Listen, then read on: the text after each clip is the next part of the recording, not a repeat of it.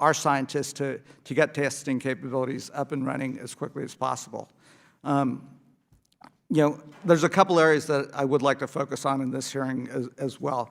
I do applaud President Trump, although I think it was delayed in announcing and identifying someone as the head. He didn't use the term czar, but I'll use that term, who's the focus point to work across the interagency and who has direct access to the President and Vice President Trump. That said, I really do want to applaud Dr. Brix's appointment announcement. Very well qualified, and I think has our support. I also appreciate the administration's funding flexibility. I did think the initial amount of $2.5 billion was not going to be sufficient. I know the Senate suggested $8.5 billion. That may not be enough, and I think for this body in a bipartisan way, we should just be ready to make sure our scientists and the folks that are on the front line, particularly the folks that are in public health systems and hospitals on the front line, have the resources and support. Our number one job is protecting domestic national security. And at this juncture, while we don't know this rapidly evolving public health threat, we've got to be ready to make sure that our communities, our public health infrastructure, and our global health leadership has the funds and ability to do their job. In addition, as we are thinking about the dollar amount to appropriate, we have to do a quick assessment of public health infrastructure and assess the needs as well as the gaps. Having been in charge of a public health system in a large county, I know we run on shoestrings, and our infrastructure in a bad flu season would overwhelm our hospitals and emergency room capabilities, slap on potentially what we don't know how bad coronavirus will get. We just have to be prepared for the worst and hope for the best here. I also want to make sure, and talked about this with some of my colleagues on both sides of the aisle earlier this morning, we need to keep politics out of this. This has to be a nonpartisan effort. This has to be about looking at the science, following the facts, and doing what we have to do to keep the American public safe, but then also to focus in on the international community. That's going to be extremely important. In addition, we have to make sure, in this era where it's easy to put out false information, we do have a very concerned public. We're all leaders as members of Congress and have the ability to communicate effectively. So the more we can coordinate with the CDC and others to get accurate information out there to make sure the public is accurately informed and that we can quickly dispel any misinformation will allow us to do our jobs and allow you to do your jobs and our scientists to do their jobs better. And lastly, this is the Foreign Affairs Committee, and global health security is something that we look very closely at. And in this sense, American leadership has to be central to how we approach this in a global aspect. So, Dr. Redfield, I'll be curious to get an update on how our scientists are doing, our CDC workers are doing in China, in the hot zone, if they've accommodated our workers. And we've got to have an international response, everyone working together in a transparent way, sharing information so we can get ahead of this. So again, I appreciate the witnesses for taking their time to come down here to inform us as members of Congress, but also to inform the general public on what is rapidly evolving here. And again, appreciate the members that are here. And with that, let me turn it over to Ranking Member Mr. Yoho for your opening statement. Mr. Chairman, I appreciate those words, and this is like yesterday. It's deja vu all over again, right? We had the opportunity to meet with the Chief of Missions yesterday, and Chairman Barra opened up pretty much with the same thing about we're all on one team. This is Team America, and we have to work forward, and we have to be like a virus or a bacteria. We know no borders. We don't care what your political affiliation is. This is something we need to come together and make sure we have the right response for America. We had this meeting, this hearing 3 weeks ago, and you look around about the concern, because I think that speaks loudly with the attendance here for people to wait as long as they did. This is something that we need to be prepared for, and we want to make sure that we're in that. I'm a veterinarian by trade. We dealt with herd situations. That's not to mean we should treat people like animals, but we should make sure we put in the proper safeguards so that we protect our population. We have a bill that we have sponsored. It's called the One Health Bill, which coordinates animal diseases with human diseases, and this is why. 7 out of 10 human diseases originate with the animals. We've dealt with coronavirus for the last 30, 40 years in horses, cattle, dogs, cats, and other species, and so we know what viruses do. And I think the important thing that comes out of this, we lived through the Zika virus up here, and we saw the misinformation that was going out, the panic, the media, politics got put into that, and it was a disaster. What I've seen in this response is there's a level, kind of a calm, I don't want to say a calm, but there's more of a rational approach, and I hope we can do that in this hearing. I think will help this and help inform the American people. Other things that we're doing is this is appropriation seasons, and we're putting in appropriations for NIH, for NSF, for the research and development, but also for organizations like Gavi that does vaccinations around the world, and organizations like CEPI, the Coalition for Epidemic Preparedness. They're looking at the new and upcoming diseases to have vaccine models already ready for when something like this happens, because we can all rest assured this is not going to be the last time we're faced with something like this. And then I think the collaboration that we have with other countries. And we brought up the epidemiology last meeting that we had here. We had 2 epidemiologists, and we looked at the origin of where this was supposed to have come from in that province in Wuhan. And it was the fish market or fresh market. And we asked the epidemiologist if enough research was done, and they felt no, it hadn't, but yet the Chinese government came and removed that market. And so those start raising questions. And then you look at the amount of response, the severity of the response of the quarantines and people isolated. It sometimes doesn't match what we're looking at as the disease or what we're being told. It's not that severe, we can control it. But yet when you have, you know, that province that was under quarantine, it's about 20% of the United States of America under quarantine. And then we've heard it's over 100 million people under quarantine. And what we want to make sure is that we have a measured, accurate response, and that we have a readiness that we're ready to respond to this in the appropriate ways. And I think so far what we have seen, I'm kind of proud of what our country has done. And I said our country, not an administration, but it was the country. And a lot of that comes from you guys here in this audience, and so we appreciate that.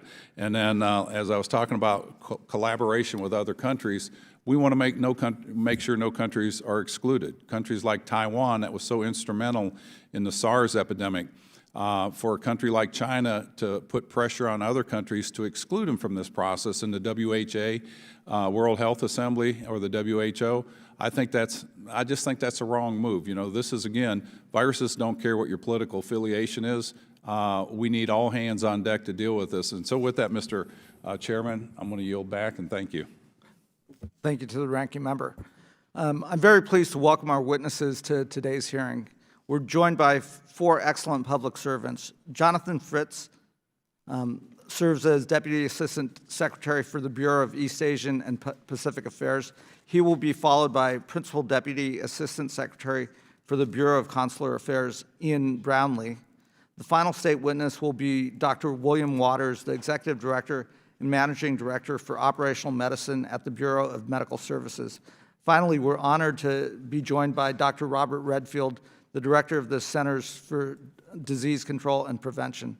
Please summarize your written statements to 5 minutes, and without objection, your prepared written statements will be made part of the record. Mr. Fritz, if you'd like to begin. Thank you, Chairman Bera and Ranking Member Yoho. Thank you for the opportunity to testify today regarding the outbreak of the COVID-19 novel coronavirus and the Department of State's response. Throughout this global public health emergency, the Department has worked around the clock on what has always been mission number 1 for us, ensuring the safety and security of U.S. citizens abroad. The Secretary and his senior leadership team have been personally engaged in directing and supporting the U.S. response to this outbreak, in close consultation with our colleagues at the Department of Health and Human Services, including our CDC colleagues, at the Department of Homeland Security, the Department of Defense, and others. Utilizing their expertise, our diplomats and staff serving in the region executed evacuation plans, provided consular services, engaged foreign governments, and reported on economic issues arising from this outbreak. We simply could not have done so much to care for U.S. citizens and our own personnel in China without a department-wide effort. U.S. diplomats in China, Seoul, Tokyo, Phnom Penh, and elsewhere contributed to our evacuation efforts, ably aided by our locally employed staff, including those at our Consulate General in Wuhan. Throughout it all, we regularly engaged the People's Republic of China at the most senior levels, including President Trump's February 7th conversation with President Xi. Secretary Pompeo also spoke with his counterpart about the evacuations from Wuhan and stressed that protecting U.S. citizens in times of crisis is our #1 priority. Our ambassador to China, Terry Branstad, worked directly with the Ministry of Foreign Affairs of China to facilitate evacuation flights and U.S. deliveries of donated assistance. Our team in China was on the ground, helping obtain permissions for our flights and processing passengers, operating in often difficult conditions. This work was instrumental in evacuating U.S. citizens and even some of our allies to safety. We faced challenges in evacuating U.S. citizens from the quarantine zone in China and additional complexities supporting U.S. citizens on cruise ships. The department worked closely with our allies in Japan to ensure the health and safety of U.S. citizens on board the Diamond Princess cruise ship docked in Yokohama. The U.S. Embassy Tokyo coordinated closely with the Japanese government, with Carnival Corporation, and CDC and other components of the Department of Health and Human Services to assist U.S. citizens on the ship. After a high number of COVID-19 cases were identified,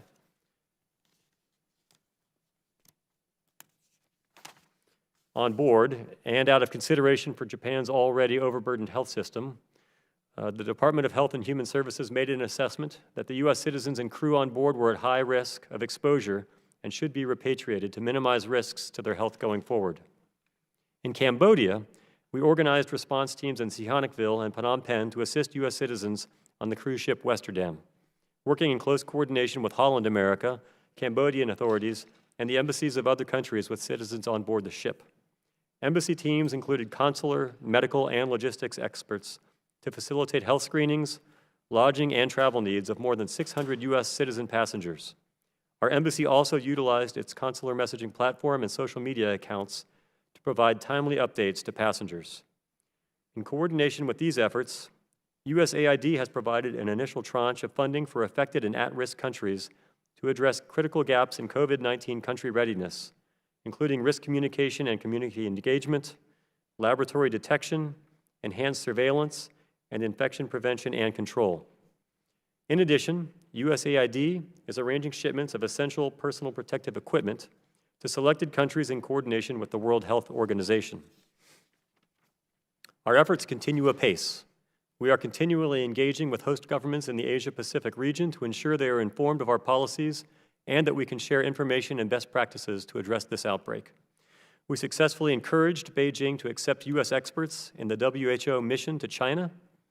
On February 7, 2020, the United States government announced that it is prepared to provide up to $100 million in existing funds to assist countries, including China, impacted by and at risk from the virus. Assistance to contain and combat COVID-19 will be provided bilaterally and through multilateral organizations. This commitment, along with the hundreds of millions generously donated by the American private sector, demonstrates strong U.S. leadership in response to the outbreak. Thank you, Mr. Chairman. I look forward to answering your questions and those of other members of the subcommittee. Thank you, Mr. Fritz. Mr. Brownlee. Chairman Bera, Ranking Member Yoho, thank you for the opportunity to testify today. The consular mission has always been the safety and security of U.S. citizens at home and abroad. We have worked in recent weeks hand in hand with our colleagues from the CDC, HHS ASPR, NIH, DHS, and others to provide critical information and travel alerts for U.S. citizens overseas, to help arrange repatriations of U.S. citizens from 2 countries, and to provide in-person consular services to U.S. citizens impacted by the outbreak in many other countries. In China, U.S. Embassy and consulate staff made thousands of phone calls and corresponded tirelessly via email and various online platforms to reach U.S. citizens in Hubei province. We worked with the Chinese government to help Chinese grandmothers accompany their U.S. citizen grandchildren on evacuation flights. As the Chinese government locked down Wuhan, our team in China coordinated with local authorities to allow U.S. citizens to travel to the airport to be evacuated. Using State Department-chartered evacuation flights and working with our interagency partners such as HHS, CDC, and DoD, we brought approximately 800 U.S. citizens from Wuhan back to the United States. In Japan, U.S. Embassy staff created a dedicated web page for U.S. citizens quarantined on the cruise ship Diamond Princess and reached out to them individually by email and phone. As some U.S. citizens developed health problems, not all related to COVID-19, consular officers worked with Japanese hospitals to ensure U.S. patients received appropriate medical care. In collaboration with our interagency partners, the Department transported over 300 U.S. citizens back to the United States on February 16th. We remain in close communication with Japanese authorities and the cruise line to assist those U.S. citizens who remained in Japan after the evacuation. In Cambodia, U.S. Embassy staff met the cruise ship Westerdam in the port city of Sihanoukville. Our staff provided key liaison roles, ensuring U.S. citizens were connected with the appropriate cruise ship authorities and Cambodian healthcare professionals. We also sent a team to the airport in Phnom Penh to provide consular services. Consular personnel in Kuala Lumpur, Karachi, and Amsterdam worked late into the night to help 91 of those stranded U.S. citizens get home last week. We are supporting U.S. public health authorities' efforts to contain the virus outside the United States. Visa officers have implemented Presidential Proclamation 9984, which suspends the entry into the United States of any aliens who are present in China, except Hong Kong and Macau, during the 14 days before any attempted entry into the United States. The Bureau of Consular Affairs is entirely fee-funded, and most of those fees come from visa applicants. Under our current authorities, we use these fees to cover most of the costs of providing services for U.S. citizens abroad, such as those I just described. However, based on what we now know, we anticipate a loss of approximately $98 million, a loss of $98 million in visa revenues this year as a result of COVID-19. To ensure we can help U.S. citizens in distress, despite falling visa revenues, I would ask that you grant the Department greater flexibility in spending existing fees. We remain committed to protecting the health and welfare of U.S. citizens overseas and working actively with the governments and international partners to achieve this goal in this crisis. Thank you, Mr. Chairman. I look forward to answering your questions of those of the other members of the subcommittee. Thank you, Mr. Brownlee. Dr. Walters. Chairman Bera, Ranking Member Yoho, and distinguished members of the subcommittee, thank you for the opportunity to testify today. As my colleagues have stated, the Department of State is committed to taking all necessary steps to protect the health of our overseas workforce and promote the well-being of U.S. citizens around the world. Between January 28, 2020 and February 16, 2020, the Department executed the most complex non-military evacuation of U.S. citizens in its history. The safe and efficient rescue of 1,174 people from Wuhan, China, and the Diamond Princess cruise ship in Japan is a testament to the agility, proficiency, and dedication of our workforce, our interagency partnerships, and others to accomplish our core mission, advancing the interests of the American people. Following the SARS outbreak of 2004, the U.S. Government Accountability Office recommended that the Department work with interagency partners and the private sector to develop capabilities to support the medical evacuation and transportation of U.S. citizens from areas impacted by the sudden outbreak of infectious disease. And the 2014 Ebola virus disease outbreak again served as a reminder that the Department must have a standing crisis response aviation capability to protect U.S. employees and citizens when emergency situations arise. Such a prompt repatriation of U.S. citizens from quarantined conditions could not have been possible had it not been for the Bureau of Medical Services' existing aviation contract and solid corporate partners. The MMAS contract is the Department's only standing response aviation support and critical care medical evacuation capability, and the U.S. government's only standing biocontainment transport capability. Upon receipt of the mission directives, we managed to configure and simultaneously choreograph the movement of 5 aircraft, including the coordination of all flight clearances, overflights, and other required logistics. Department of State personnel on board these aircraft were trained and equipped to manage these operations. The Department successfully directed and executed a total of 7 flights over 4 missions, with evacuees transported to 5 different locations within the United States, equipped to safely receive, evaluate, and house persons exposed to the virus. This operation involved close coordination with our interagency partners, including the Federal Aviation Administration and the Departments of Defense, Health and Human Services, Homeland Security, and others. We also coordinated with international partners, including the governments of the People's Republic of China, Japan, the Republic of Korea, and Canada. I was the lead medical service officer overseeing these missions and led the 2nd and 3rd mission on the ground in Wuhan. Some 41 countries and territories have reported cases of COVID-19 infection, placing the health of our employees and U.S. citizens in these countries and territories at risk. In these unprecedented times, the Department's medical professionals are committed to doing everything we can for the health and safety of our workforce and the U.S. citizens overseas.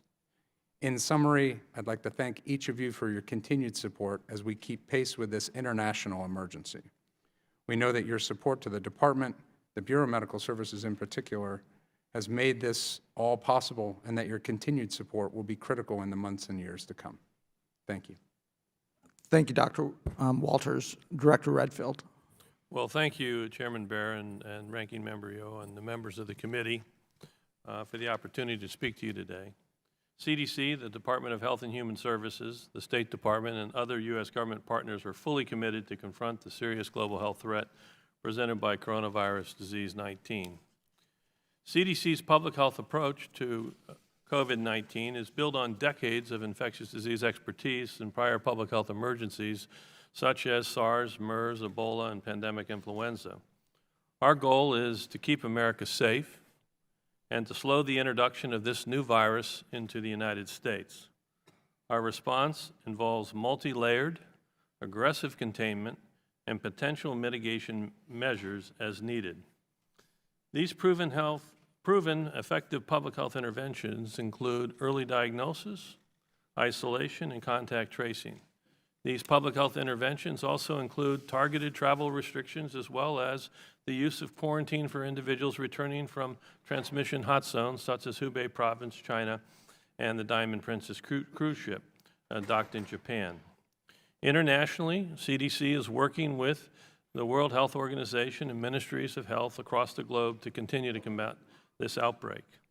CDC has deployed over 600 staff to the response, including staff supporting Japan, South Korea, and our country office in China. This outbreak underscores our national leadership role on the global scale and the necessity of strengthening our global capacity to stop disease threats at their source before they spread. When this outbreak was first reported in December 2019, China reported 27 cases of pneumonia linked to a seafood market. Today, there's more than 78,000 cases and over 2,700 deaths. Over the past 2 months, we've seen confirmed cases reported in 46 international locations, including the United States, and several of these countries now are reporting sustained community spread.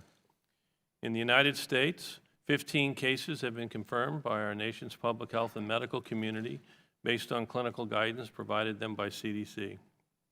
On February 26, CDC confirmed an infection with the virus caused by COVID-19 in a person who reportedly did not have any relevant travel history or exposure to other COVID patients.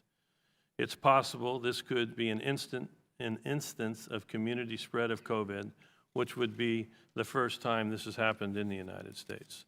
3 cases have been detected among the Americans repatriated from Wuhan, and another 43 cases were confirmed among the cruise ship passengers that were repatriated from Japan.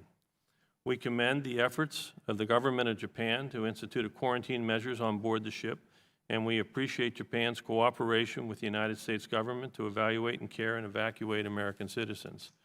CDC works in partnership with the State Department to assist in this repatriation effort of American citizens, both from China and Japan. All of the individuals repatriated from Wuhan by the State Department charters have now been released from their mandatory quarantine. These individuals are not at risk of spreading the virus to others and should return to their normal lives. Passengers from the Diamond Princess are in the process of completing their quarantine at several locations across the United States. We are grateful to all the Americans who have and still are undergoing quarantine for their patience and their cooperation, as well as their willingness to ensure that they, their families, their communities, and our nation remain safe. We also want to thank the Department of Defense, the military personnel, their families on the installations where the evacuees have been quarantined, for their hospitality and service to our nation. Efforts to direct flights from mainland China to 11 U.S. airports continue.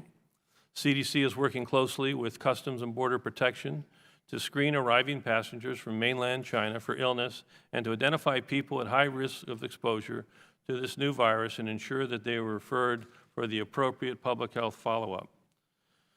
To inform future travelers of the virus and where it's spreading, CDC continues to post travel advisories and alerts. Specifically, China and South Korea are now level 3 warnings that advise travelers against non-essential travel. Finally, CDC's current assessment into the United States is the risk of this infection remains low. However, we do anticipate new community cases. We have implemented a successful containment strategy, but we must be prepared to move to a blended containment mitigation approach. We also need to make sure we continue to strengthen our public health infrastructure, as alluded to by the chairman, and is ready for broader community spread. CDC and HHS will continue to keep members of Congress informed of new developments. We recognize that you are trusted leaders in your community, and communication with the public is essential during this emergency. Thank you, and I look forward to your questions. Thank you, Director. I will now turn to my opening questions, and then I'll recognize the ranking member and our other members for 5 minutes for the purpose of questioning the witness. Director, in my opening statement, as well as you alluded to it in your opening statement, of this potential first patient of community spread. And it is in my home county, Sacramento County, at and the patient's housed at the hospital that I used to attend in and have taught lots of medical students in. You know, in talking to my colleagues earlier today and getting a sense of you know, the timeline of this patient, one thing is a bit concerning. You know, I've taken care of patients like this who get transferred, who are intubated, who you don't have a sense of what the respiratory diagnosis is. You know, cultures are coming back negative, et cetera. And in this case, it does seem like last Wednesday, the medical staff asked for a test of coronavirus and were told this patient didn't meet the criteria and this was not a coronavirus patient. As the patient worsened, it does sound like this past Sunday, there was an insistence and a strong push, and ultimately the patient did get tested. And we know the results that came back 72 hours later as a positive test. A question that I'd have, and maybe it's twofold. Number one, what current criteria are we using to determine who's going to get a test and who's not going to get a test? You know, when a doctor caring for this patient and they're looking at a patient, they request that it's a no-brainer. We ought to do that test based on the medical expertise of the folks that are trying to confirm a diagnosis. At a minimum, with this new case, we ought to rethink what those criteria are, and I'd be curious to hear what criteria we're using today and if the CDC is updating that criteria. And then the second component is, you know, it is our testing capabilities seem a bit too slow at this juncture, and I'd be curious to hear what we're doing to increase the rapidity and availability of tests if we are getting testing kits out to all 50 states as well as more broadly to cities and others.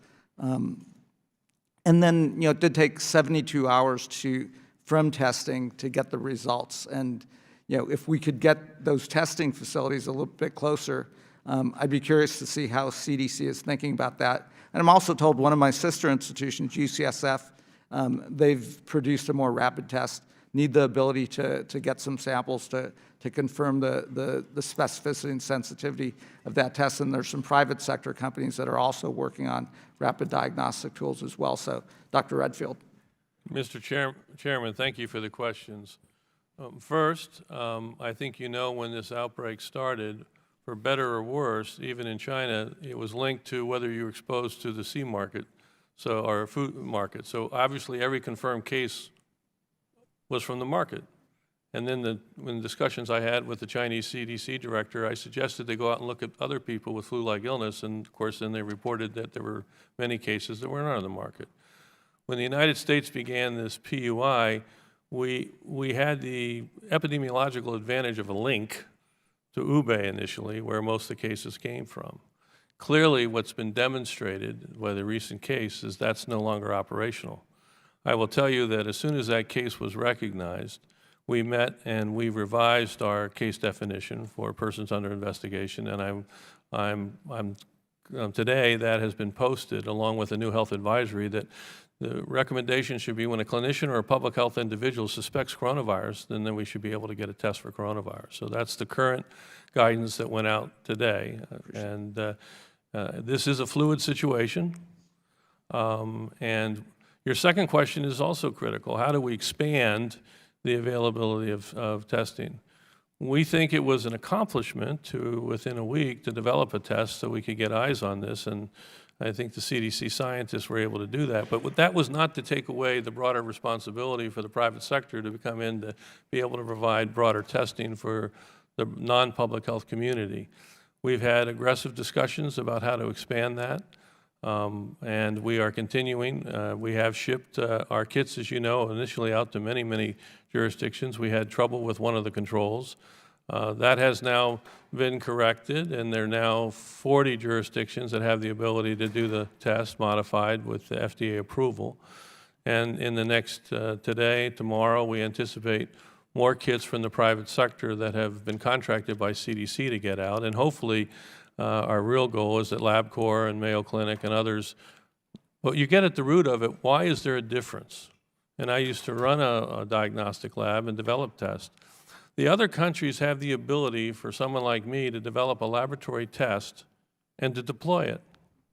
In our country, we develop a laboratory test and we need to go through a regulatory process in order to get it deployed.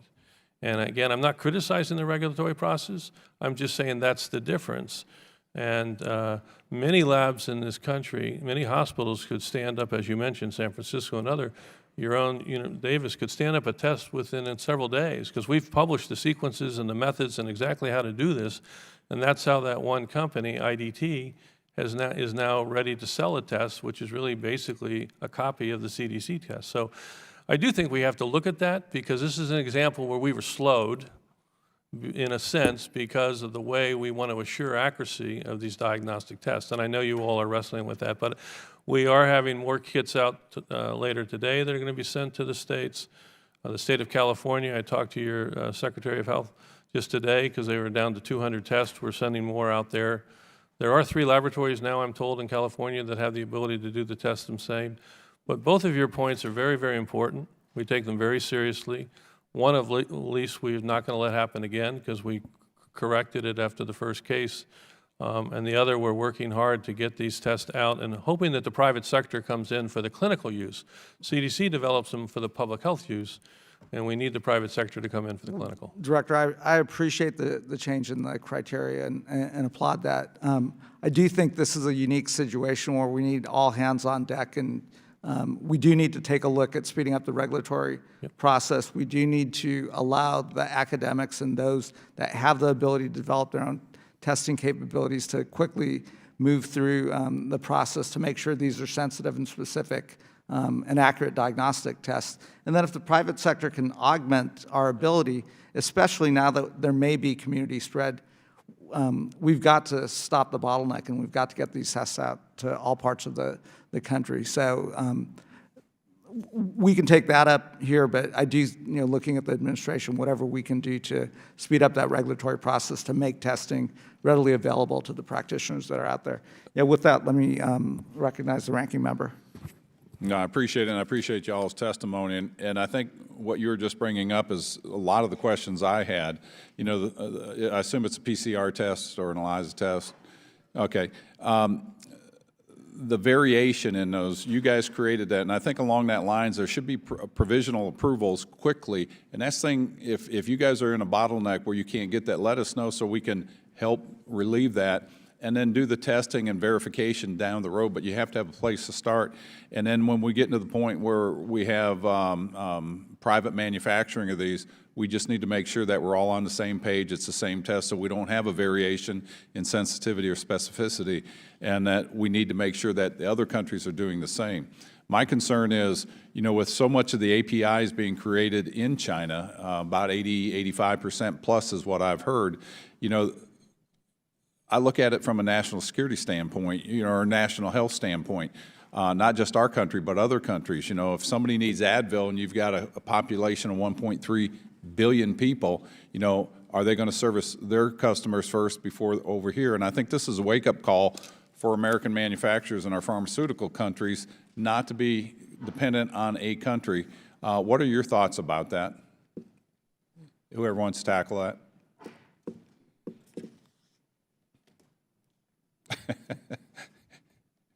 Mr. Fritz, you're the one. Thank you, Ranking Member Yoho.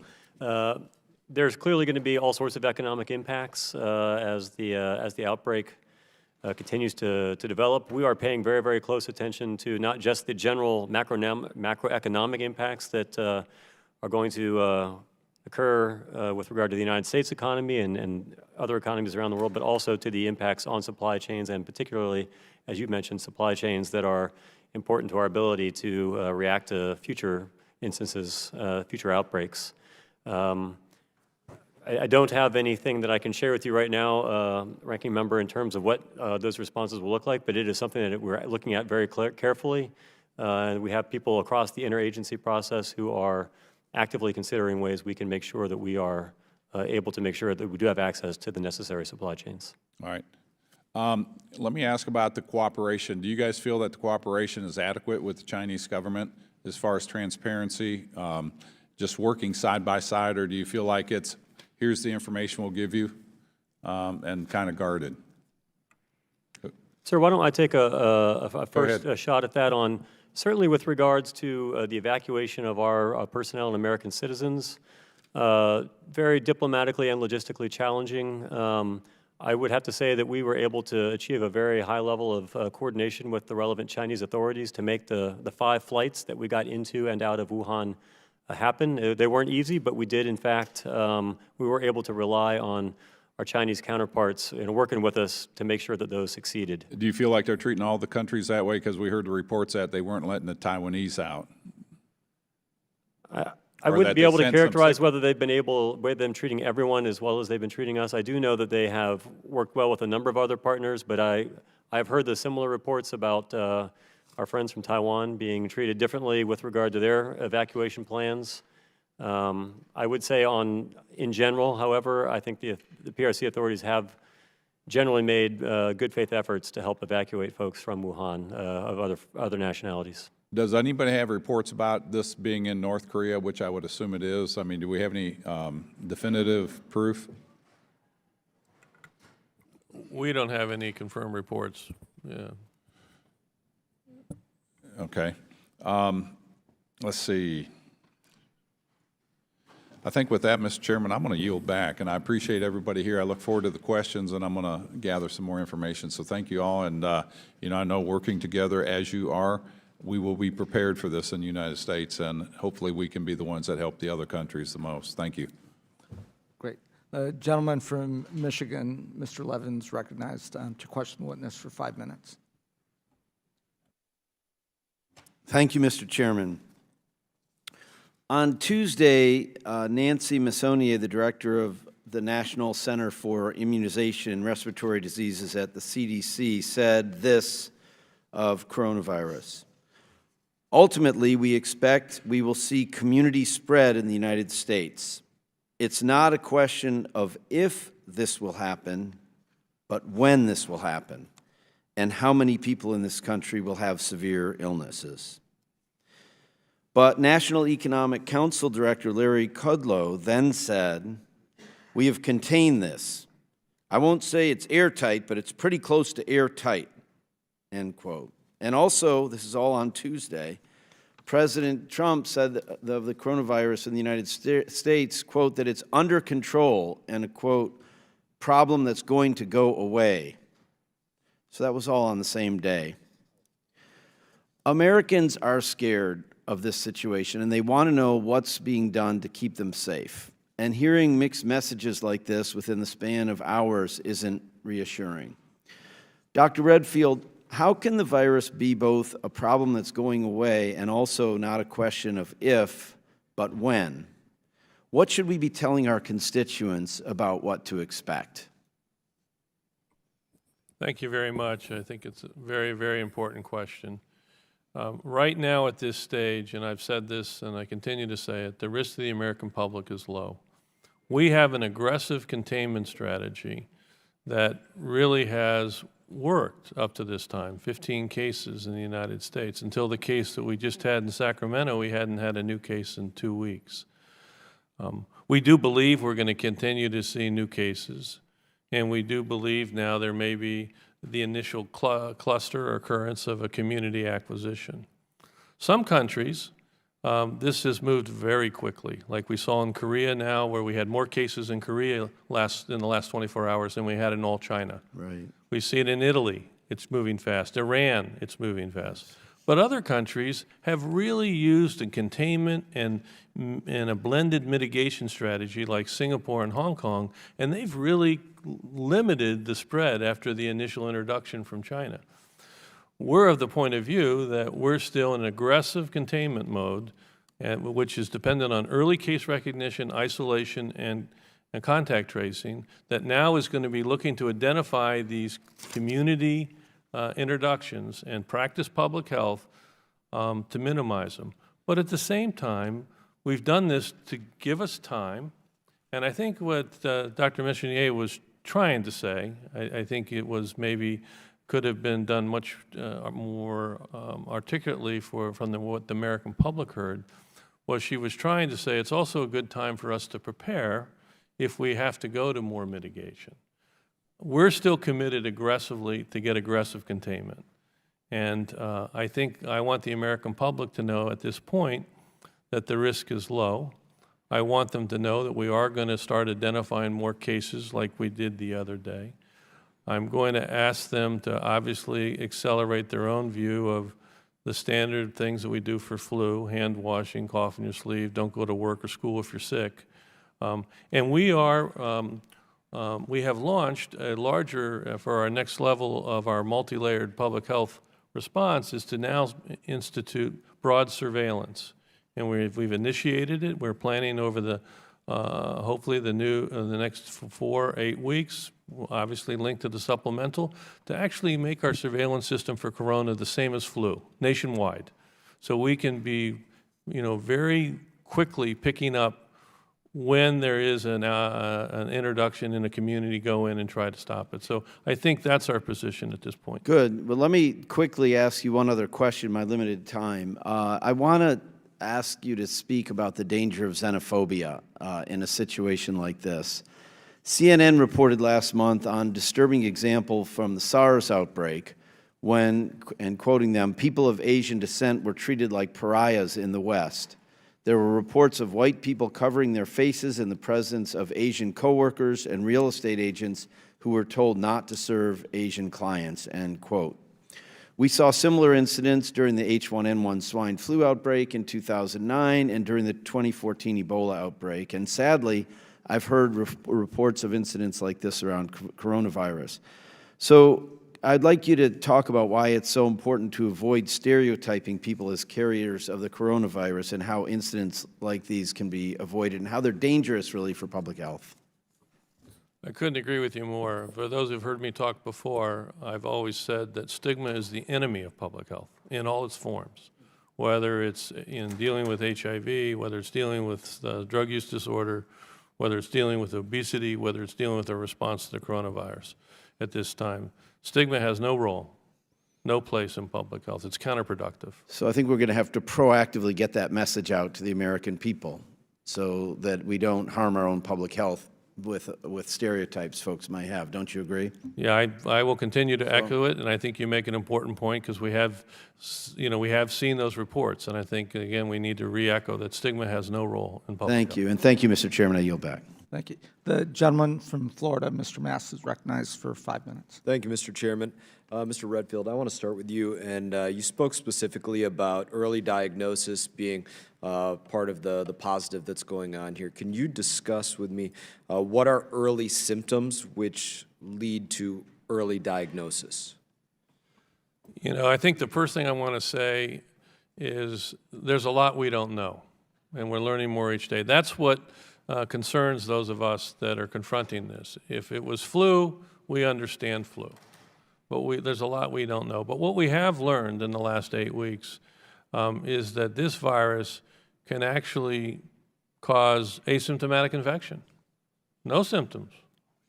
Now that's complicated when you're dealing with a public health threat, if you can have it. And on the Princess ship, over 50% of the individuals that were diagnosed in the process in Japan lack symptoms. Now, there may be an ascertainment issue because they thought if they had symptoms, they'd be treated different. But clearly, there's a significant percentage of people that lack symptoms. And there's clear evidence now that we've learned those individuals can actually transmit the virus. So as the chairman knows, from a public health point of view, that makes this more complicated. The other side of it, its symptoms can be as negligible as a scratchy throat, a dry cough. And you can see that's why initially we had PUI definitions that were pretty narrow, because if all of a sudden everybody with a scratchy throat or a dry cough during flu season came, then we had some perplexities. At the severe end, it can cause really a very significant pneumonia, respiratory compromise, requiring critical care. And overall, it does look like 5% of individuals in the China situation are critical, 15 need critical care. Other countries are starting to show similar.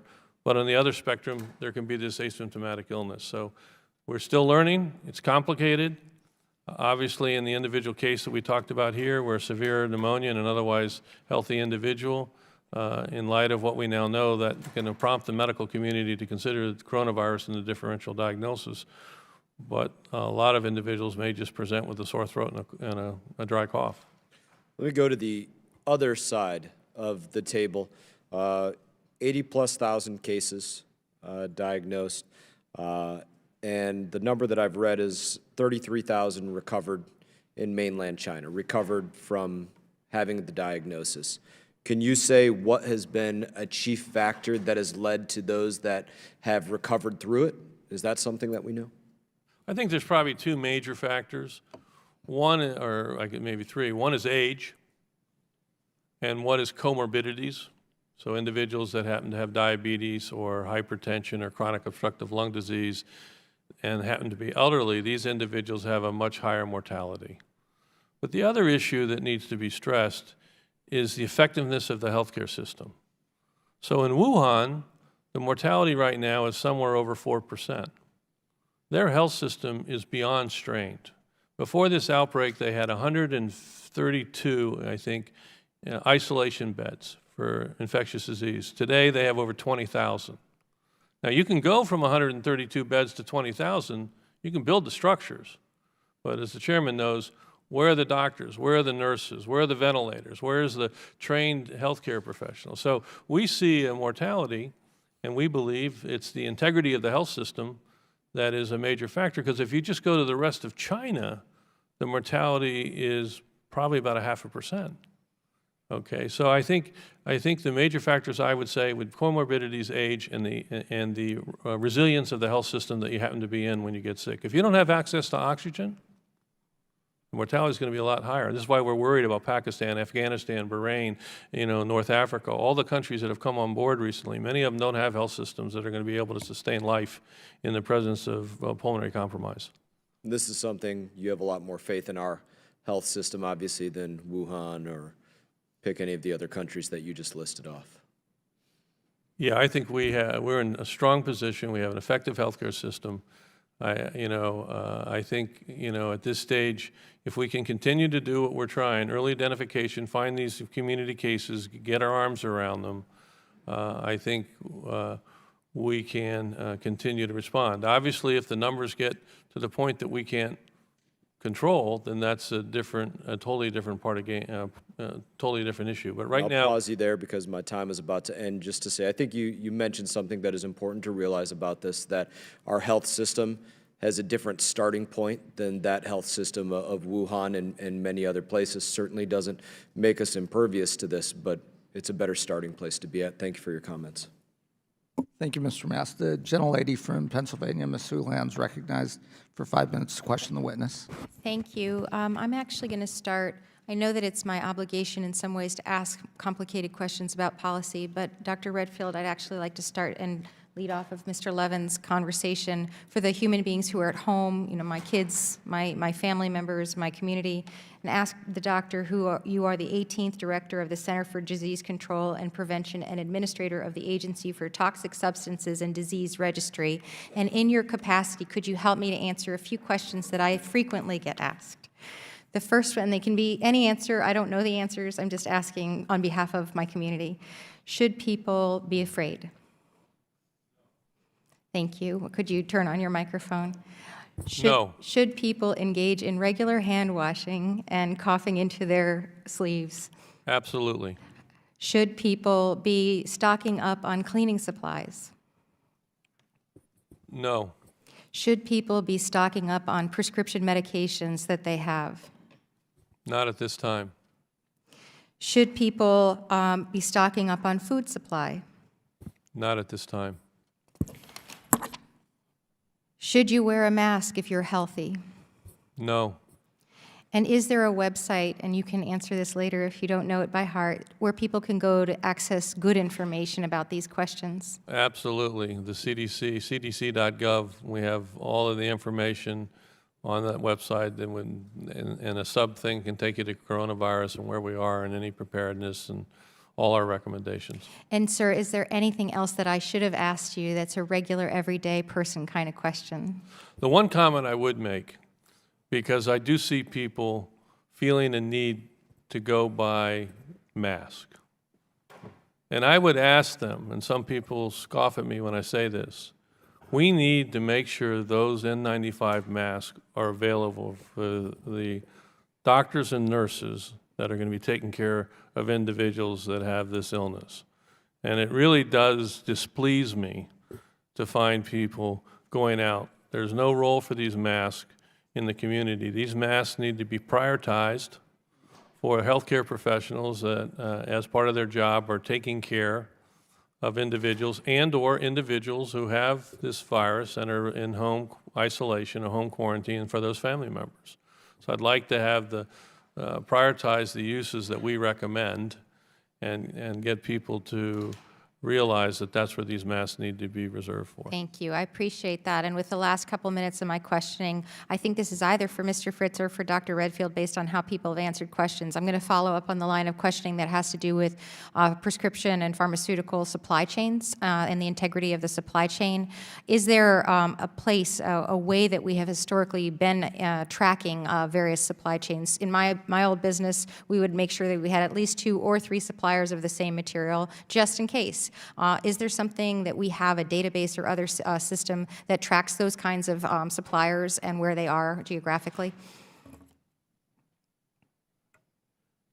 Thank you, Congresswoman, for the question. As I mentioned, there is a very intense interagency process underway. I think HHS, in particular, the Food and Drug Administration and other relevant agencies are all looking very carefully at this exact question and making sure that the answer to that question going forward is that we do have access to whatever we need to sustain ourselves in the current outbreak and to make sure that we're ready for future ones. So I understand that the FDA largely is, sort of lead on this, but is there a role that the State Department can play on this? Is there something that we at this body can do to be helpful in that? What the State Department is doing is we're looking very closely at the impact of the outbreak on our global supply chains. And of course, we're working with some of our other foreign affairs and trade-related agencies to map that out. And then we're, again, together with HHS and others, looking at how that impacts our ability to access what we need in time of crisis here in the country. Yeah, and I'm just looking for this to be sort of a sad lessons learned. How can we take this experience and make sure that doesn't happen to us again? How can we make sure we know where our suppliers are and how to make sure that we are safe from this kind of exposure again? Yes, ma'am. I mean, I think this crisis is teaching us that we need to pay very, very close attention to this in the era of globalized supply chains. And we are bound and determined to make sure that whatever lessons are learned from this are applied going forward. Thank you. And with my last half a minute of conversation, I just wanted to kind of take off on something that we were happy that our healthcare system was better than Wuhan. That's awesome. But can you comment a little bit more about how we need to work with other nations to make sure all of our healthcare systems are working together in tandem on this? Thank you for that question, ma'am. I would like to point out that U.S. foreign assistance over a number of years now has focused in large part on helping countries around the world build public health systems that are able to be resilient in the face of these sorts of crises. Of course, that is being put to the test in many instances. I think what we can say is things probably would be much worse if it had not been for our efforts over a number of years to share best practices and actually make resources available to build capacity around the world in this aspect. And of course, we have announced up to $100 million of assistance for partners around the world to respond to the COVID-19 crisis. Thank you. I've run out of time. I yield back. Thank you, Ms. Ulam. The gentleman from Ohio, Mr. Shabbat's recognized to question the witness for 5 minutes. Thank you very much, Mr. Chairman. Mr. Fritz, I'll direct my question at you if I can.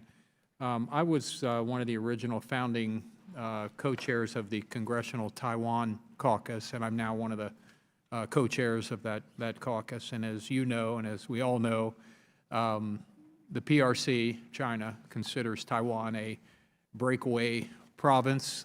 Taiwan, for all intents and purposes, conducts itself as an independent nation, not necessarily recognized by the world as such, but it is, and the people there are free. They ought to be a model to other countries around the globe. They've been bullied by the PRC for many years now.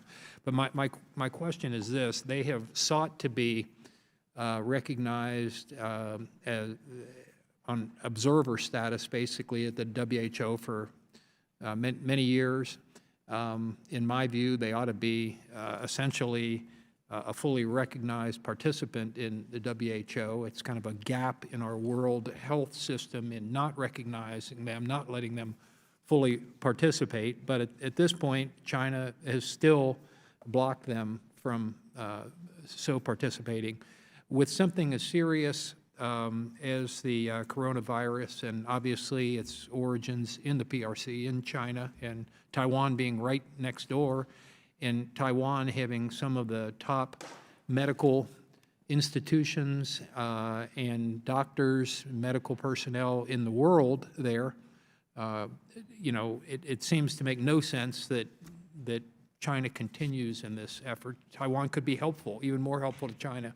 So what gap does this create in the world's response to this very serious medical and the situation we have with the coronavirus?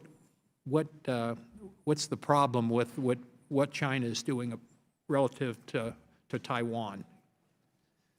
Thank you very much for the question, Congressman. As you said, Taiwan is a robust democracy. It's a model in that respect. It's a reliable partner on public health and a number of other concerns that we share.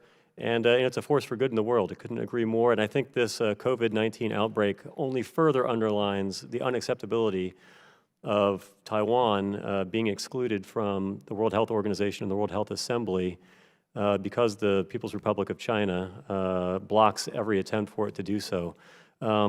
As you mentioned, not only has the COVID-19 outbreak affected Taiwan, they have 30-some cases there, and to the extent that they are unable to get timely information from the WHO, that impacts public health on Taiwan. On the other hand, as you pointed out, Taiwan has a lot of expertise, and they have some experience, and in fact, they have their own epidemiological track record now dealing with COVID-19, and to the extent that that is not being shared in a complete and timely fashion with other WHO members, clearly that doesn't do anything for the public health of the rest of the international community, which is, of course, why the United States has and continues to push very hard for Taiwan to have meaningful participation in the WHO and to be granted observer status at the World Health Assembly. China, it's worth pointing out that the People's Republic of China was okay with Taiwan being an observer back when a different party was in power in Taiwan. So through 2016, Taiwan did have observer status at the WHO. It's only when the Democratic, the DPP party came into power in 2016 that China began blocking across the board Taiwan participation. And we continue to push back very, very hard against that with as many of our like-minded partners as possible.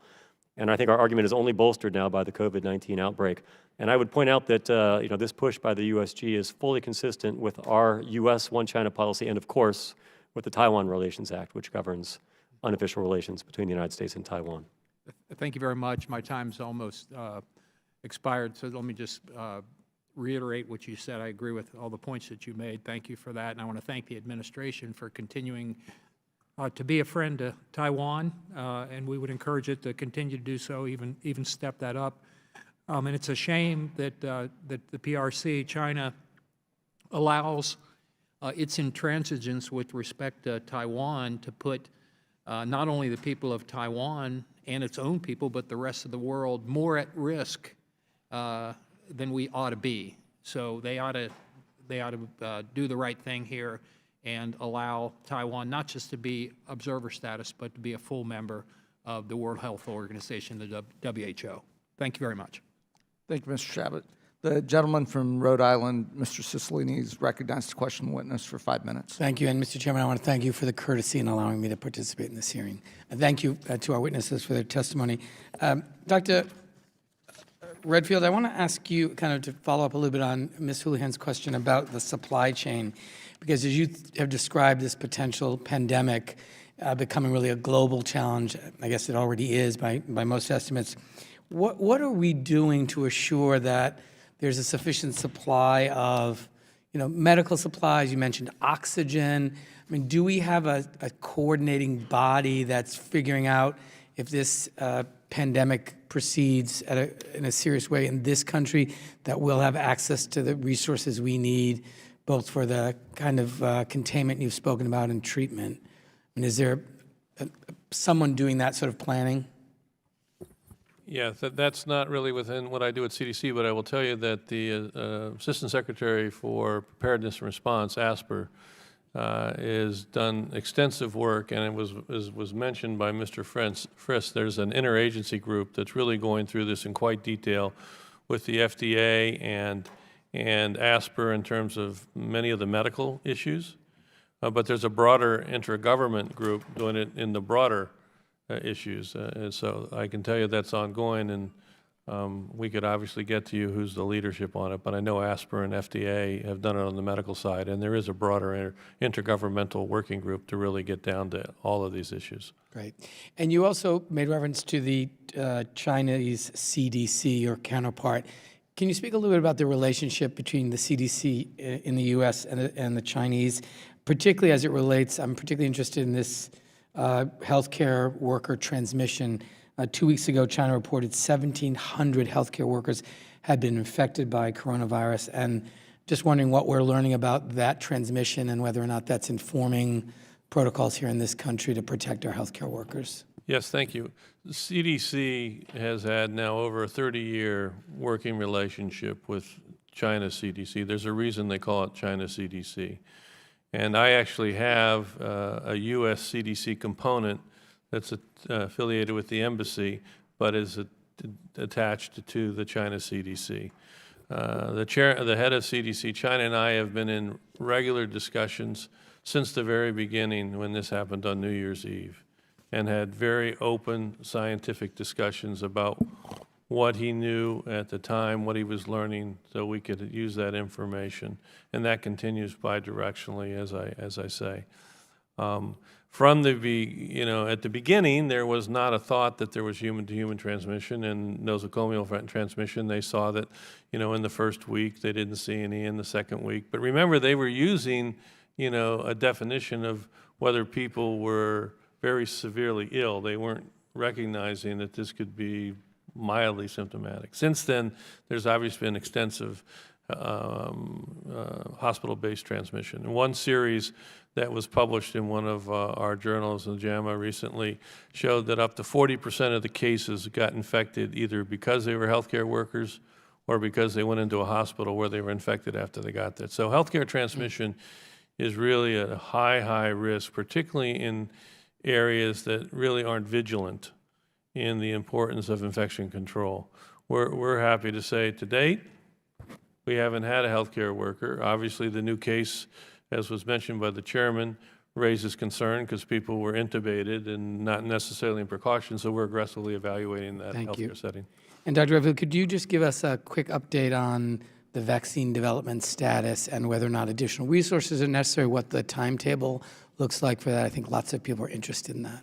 Sure. Well, the NIH, Dr. Fauci, has the lead on this, but I can tell you what he's told us and others is that they do have a candidate product that they are planning to move into a phase 1 trial, hopefully in the next 6 weeks, which will evaluate immunogenicity and safety, assuming that candidate, and they've partnered already with a private sector company, and assuming that goes well, then they would move into an expanded phase 2 trial. But in reality, if everything goes really well and they get the strategic partners that they need, he's saying he looks at a year to 18 months before we could have it. We do believe scientifically that this is a virus that should be able to have a successful vaccine based on the coronavirus, as opposed to if we were trying to do this, say, for HIV. We would say, well, we don't know because we're not sure how that's going to work or not. But for this virus, there's a lot of scientific reason to think that it will be successful. And the NIH is really moving forward very aggressively to try to make that happen. Thank you very much, Dr. Thank you, Mr. Chairman. I yield back. The gentlelady from Virginia, Ms. Spanberger, is recognized for 5 minutes. Thank you very much. Thank you to the witnesses for being here. And as you might imagine, I am very concerned about this, the issue of this virus, and constituents across Central Virginia, the district I represent, are deeply concerned. So I want to start by saying thank you, Dr. Redfield, for what you said to my colleague, Representative Houlihan, which is that they shouldn't be afraid. I think that's incredibly important. I appreciate you being here today to talk about this important issue, but also to mention that, because so much of how we are handling this this disease, this outbreak, will also be determined by how we're communicating and what the temperament and feeling on the ground is. I wanted to speak very briefly about some local preparedness. And Dr. Redfield, I'll start with you. The coronavirus is expected to put additional strain on our healthcare system, and you've noted that our healthcare providers are already at near max capacity due to a bad flu season. How is the federal government ensuring that medical providers across the country have what they need and the resources that they need, and what else could we be doing? A very important question, and I want to say that my partnership agency in the Health and Human Services, ASPR, has been working and continues to work to see that hospitals begin to get prepared. That's one of their essential missions to the Assistant Secretary for Response and Preparedness, ASPR.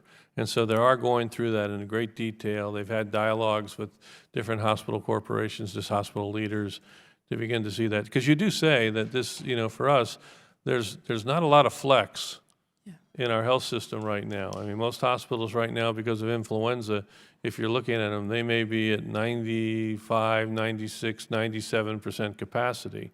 This is why I stress that our current public health response, that multi-layered response, is containment, containment, containment, containment, to try to buy us time for the fruits of labors by NIH and Dr. Fauci and the private sector. So hopefully in the not too distant future, in a year and a half, 2 years, we'll have a vaccine.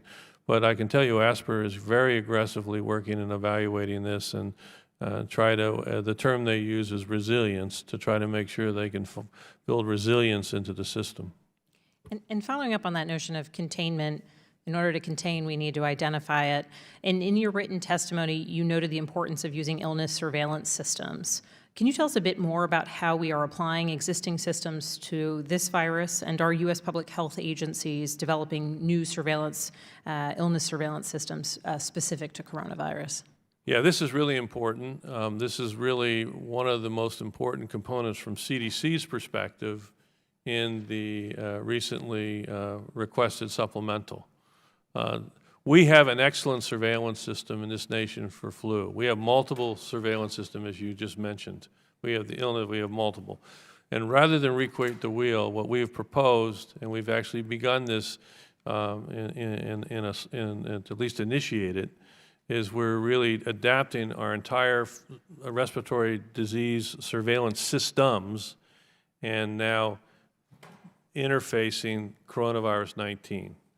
And, you know, I'm very hopeful in the next 8, 12 weeks, we will be in a position that we will have your flu surveillance system, if you follow that, and you're going to have your national coronavirus system.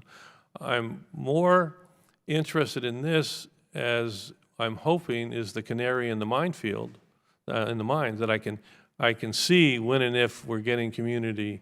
I don't have to wait till an individual gets hospitalized and is on a ventilator.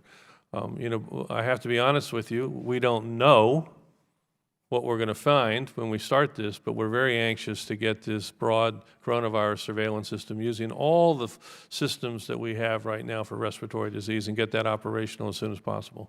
And to be able to see the trends that we may be seeing that, in fact, demonstrate that we're looking at potentially an outbreak in a locality or in a state. Absolutely, and then be able to put the full power of the public health approach of case recognition, isolation, contact tracing to try to make sure that that cluster is contained. And do you have the financial resources and the employee capacity for this surveillance system and what you need into the future? Well, I will say that's one of our major components of the supplemental that was put forward, was to be able for us to roll this out nationally. Great. Thank you so much to the other witnesses. I know I concentrated my question on Dr. Redfield, but I do appreciate your time and your presence here today. Thank you. I yield back. Thank you, Ms. Spanberger. The gentleman from California, Mr. Liu, is recognized to question the witness for 5 minutes. Thank you, Chairman Bera, for calling this important hearing. Thank you, Dr. Redfield, for your public service, including your service to the U.S. military. The Washington Post published an article. Headline is, "A Faulty CDC Coronavirus Test Delays Monitoring of Diseases Spread." So my first question to you is, does the CDC's test for coronavirus work? Yes. Okay, what is the error rate on that test? So we created a test really very rapidly based on the sequence of the virus, within really a week of the sequence being published. And it's a PCR-based test. And the way it was designed at CDC was it actually measures 3 different, if you will, components. I just need to know the error rate. Well, if you know it. Yeah, the problem was when the test was sent to the states, one of the components had a contaminant in it. That's what had to be corrected. The test at CDC works fine. When it was given to a manufacturer to scale up for the states. Has the CDC fixed it? It has been corrected, and there are tests that are being shipped out as we speak. Okay, so in fact, the first test didn't work. First test works because it was developed at CDC, and it works fine. We test everyone in the country. When the manufacturer scaled to send to the states, when the states got it, it could tell positives, it could tell negatives, but because of one of the contaminants in the control, there was another group that was, we don't know if it's positive or negative. It was inconclusive.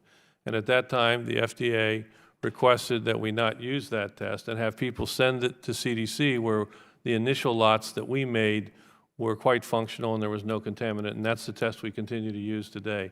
There are now over... All right, so I just need, so the current test works. Current test work. Okay, great. So it's been reported now that 48 countries have coronavirus cases. In Italy, it's skyrocketed now to 650 cases. South Korea has now 1,700 cases. As you yourself stated, there are more new cases in South Korea than in China. Why is it that we're only testing people who have traveled to China? That seems to make not a lot of sense to me. Well, when this outbreak originally occurred... I'm talking about right now, not when it occurred. Right now, why aren't we testing Well, people who have traveled to South Korea, we're traveled to Italy, traveled to the Right. 11 European countries where there are now coronavirus cases? We're continuing the travel restrictions that were initiated. No, I'm just talking about testing people. Why don't you expand the test? Because there's a person in Northern California that doctors recommended get the test. And CDC said no, because the person had to travel to China. That's just really stupid, because we know this has expanded way beyond China. 48 countries, every continent except Antarctica has these cases. We really should be testing people, not just those that have traveled to China. Can you commit to expanding the test to beyond those that have just traveled to China if they have the symptoms that look like they have coronavirus?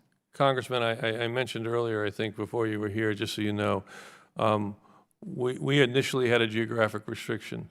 We have changed that. We've posted there's a no geographic restriction, that if a clinician or a health department official considers the coronavirus in the differential diagnosis, that now meets our criteria. When did you make that change? We made that, well, yesterday we did it and we posted it today. Thank you for making that change. Yep. Okay. So in terms of transmission, because earlier you said people shouldn't be afraid, my understanding, based on the articles, Reuters reported that coronavirus contagion rate makes it hard to control. And there are these two scientific studies that show essentially each person infected with coronavirus is passing the disease on to between 2 and 3 other people on average at current transmission rates. And then if you've got this long incubation period, potentially 14 days or more, you could have an exponential explosion of cases rather quickly, such as in Italy. Isn't that correct? I think we've seen that obviously in Italy, Korea, and Iran, and yet. So this person in Northern California who didn't travel to China, where we don't know where he got the coronavirus, he could have passed on to 2 more people, who passed it on to 2 more people, who passed it on to 2 more people. So there could be a whole cluster of cases. But until as of yesterday, we don't know, because we weren't testing anyone who didn't travel to China. Am I understanding this correctly? The current public health evaluation of the case in the chairman's district is being led by the state public health system of California, and we're supporting it. We have a large number of contacts that have been evaluated, that are being isolated, that are being tested to really look at the fullest extent of the potential transmission around that case. Thank you. I'm going to conclude by saying Donald Trump has attempted to minimize the coronavirus outbreak. There's an article in the Daily Beast titled Coronavirus May Explode in the U.S. Overnight, just like in Italy. I request that when the data and science contradicts what Donald Trump says, that you follow the data and the science. I yield back. Yeah, I can just say that I commit that CDC is science-based, data-driven service organization, and that's one of the prides that I have to be the director now, to be in a science-based, data-driven, but most importantly, service organization. Thank you. Let me recognize the gentleman from California, Mr. Sherman. Thank you. China failed to, well, actually hid this disease at the beginning. China continues to try to exclude Taiwan from the WHO. There are a number of things China could be doing.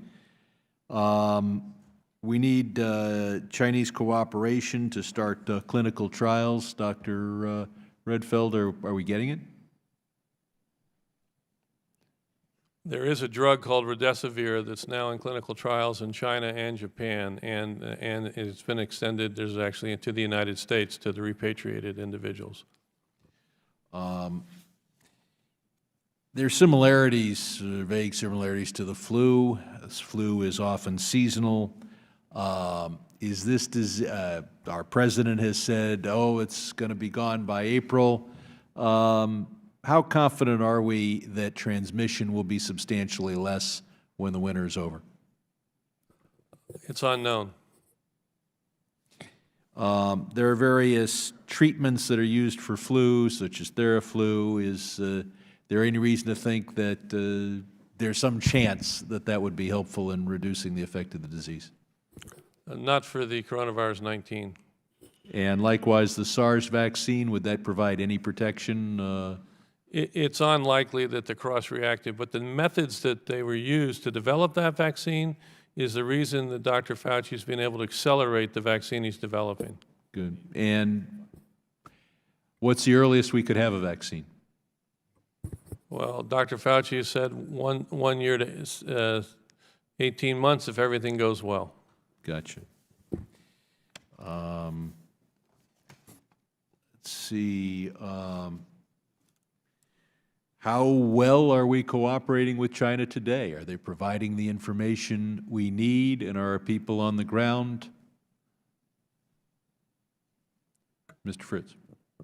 Thank you, Congressman. I pointed out a bit earlier that we did get we got good faith cooperation from Chinese officials as we worked to send in and get out our 5 plane loads of evacuees. Well, I'm not talking about, yeah, but so, we have people on the ground at the epicenter of this epidemic getting information that's helping Dr. Redfield do his job. I'll defer to my CDC Dr. colleague on the Yes. actual... Are you getting what you need from China? I have regular discussions with my counterpart, George Shao, as the head of CDC. We do have a CDC, a CDC that's embedded into the China CDC, so we are having daily interactions. I have a team of respiratory experts that are there, working there. At a scientific level, we're having good dialogue. Congressman, if I could, I would point out that Secretary Pompeo and others have also, of course, made it clear that China's allergy to freedom of speech, freedom of expression, et cetera, Well, yes, have been obviously had a very negative impact on the initial ability of Beijing response to- of local officials was to try to keep it under wraps, and the failure to be a free society. That's why this thing got going, and we're now in a position that perhaps could have been avoided if China had a different policy toward free expression versus hide things and hope that you can keep them under wraps. Let's see. Why does the administration request for additional funding rely overwhelmingly on transferring funds from other disease-fighting accounts? Dr. Redfield, do we need to spend any money on Ebola? Can we just grab that money? No problem, though?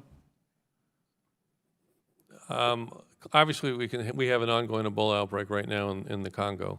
I really can't. Do you think it's wise then to take all the money that we had appropriated for Ebola and not spend any money on Ebola?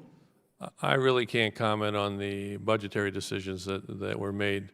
Are you doing useful work that will save lives or may save lives with regard to Ebola? Are you, if we leave the money in the budget, will you spend it effectively in ways that help save lives? We currently have an ongoing Ebola outbreak in the eastern DRC where we have a substantial number of CDC people deployed.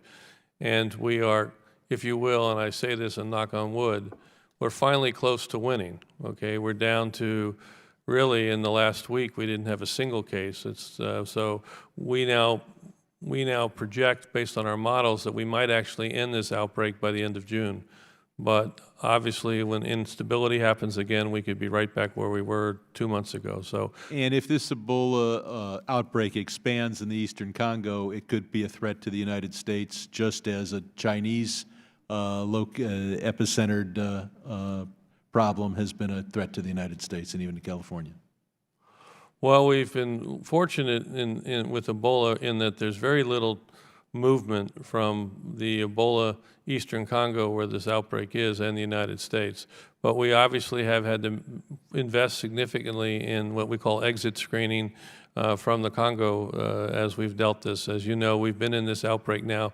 We're almost about to start the 3rd year. But if we don't fight Ebola in Africa, does that mean Americans are safe and everything's fine, and you're assuring me that we can just not worry about Ebola and we're not going to have a problem this year or next year?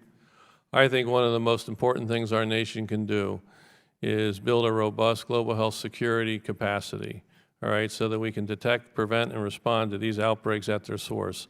And this is exactly what we're doing with Ebola. The more that we can expand that capacity, and I believe strongly it's a core mission of CDC, we're the tip of the spear to identify these infectious disease threats. And obviously, we appreciate your continued support in that regard, because what we're seeing with the coronavirus is just another example of why it's so important that we have global leadership in the ability to detect, prevent, and respond to these outbreaks. I would just comment that the outbreak of this coronavirus demonstrates the importance of your work and the absolute folly of pulling the plug on some of your work because of an unwillingness to fund the additional work that we need to do for the coronavirus. With that, I'll yield back. Thank you. I'm going to use the chairman's prerogative to ask a couple questions because I feel bad, Mr. Brownlee, Dr. Walters. I appreciate your coming down and seeing. I don't know if I'm doing a favor asking you questions or if the goal as witnesses is to slide out of here with no questions. But I appreciate your coming down. Mr. Brownlee. I hear your concerns, and we'll continue an ongoing conversation about flexibility and consular functions. I've been honest in my concerns with the administration in announcing travel restrictions for individuals coming from China. I understand the rationale and reasoning behind it, but also have some concerns about whether it's going to do what we hope it does with regards to containment. Mr. Brownlee, going forward, though, are we considering similar measures against other nations? And if we are, under what specific circumstances? And then the last question would be, as the CDC and the State Department issue travel advisories for countries who have been impacted by coronavirus, what specific objective criteria are we using to make these determinations? Maybe Dr. Redfield, that's a question for you. Mr. Brown. Thank you very much for your question, Chairman. With regard to further 212F possible proclamations, this remains the prerogative of the White House. They are gathering information from all available sources as to whether further restrictions might be necessary to help contain the virus. As Dr. Redfield has noted now several times, we are still in the containment phase. Whether CDC and other public health authorities will recommend that is beyond my scope. With regard to travel advisories, this too is something we revisit constantly in the Bureau of Consular Affairs. We are looking at a variety of different issues with regard to any single country. Health is one, crime is another, risk of terrorism another, natural disaster, et cetera. We look at information that we draw from a variety of sources. The UN provides some information on health issues. We talk to the Bureau of Diplomatic Security with regard to the crime and terrorism risks. We pull information from the intelligence community. In other words, from a variety of different sources. We talk to our friends, the 5 like-minded countries, UK, Australia, et cetera. We gather all this information. We use a fact-based matrix to try to decide whether we're going to rank a country 1, 2, 3, or 4. Great. I hope that answers your question, sir. Dr. Redfield. The purpose of the CDC levels is really a different purpose. It's really for public health purposes only. And we actually have 3 levels. It makes it confusing. We have the first, which is just an alert to let the American public know that there is an ongoing infectious disease issue. And so right now for the alert, Singapore, Taiwan, Thailand, and Vietnam. Once we see that there is significant human-to-human transmission, so it's not just, hey, there's something going on there, we go to what we call a level 1, and right now that's Hong Kong. When there's actually multiple clusters of human-to-human transmission, then we go to a level 2, and that really tells people, particularly if you're older or if you have any comorbidities, you really ought to reconsider travel. And that right now for us is Iran, Italy, and Japan. Now, this changes every day, as you said. And then level 3, we're telling people, this is when we have broad community-based transmission. We're telling the American public that we recommend they don't travel. So those are our levels. And we're reevaluating them every day based on the data that we see of what's happening in the country at the time, really around human-to-human transmission, how isolated it is, how broad it is. And right now, obviously, in Korea, we have very broad transmission throughout the country. It's moved to a level 3. China, very broad transmission out the country. But you should anticipate that these are going to continue to change. They can go up or down. I wouldn't be surprised if we don't have changes even in the next 24, 48 hours based on what's happening in these countries. Thank you, Dr. Redfield. And Mr. Fritz, I know you're on a tight timeline, so we appreciate your being here if you have to leave the panel. Thank you. If I can, ask Dr. Walters a question, because again, I appreciate your coming down here and making yourself available to us. In thinking through the evacuation of some of the Americans on the Diamond Princess and so forth, there were reports that positive testing patients, and again, it may be that those results weren't communicated, or I'd be curious, but some of the positive testing patients were commingled with negative testing patients, and I'm just curious how that might have happened, and then how we avoid that happening in the future. Thank you. Mr. Chairman, thank you for the question. The timeline matters. So the decision to evacuate American citizens from the Diamond Princess was not based on, there's an outbreak of COVID-19 on the ship. The decision was based on there was evidence of ongoing person-to-person transmission. This was a problem that was not getting better, was getting worse, and despite the best efforts of the government of Japan. Once the decision was made that it was safer to move these American citizens, many of whom were in an age range that puts them at the greatest risk, we followed protocol. This was, I think, the 6th flight that we had done in like 2 weeks. Each of those individuals, each of the 329 individuals that we took off that ship were evaluated by a medical officer from either the State Department or Health and Human Services, ASPR, within that 24-hour period. The embassy in Tokyo had reached out to the Ministry of Health, Welfare, and Labor and asked that all lab results be reported by 4:30 that afternoon. The evaluations were done, the evacuees then were handed from the government of Japan over to the care of the United States government. They were disembarked from the ship, they were loaded onto buses, and this was to be one single movement of 15 buses from the ship to the airport.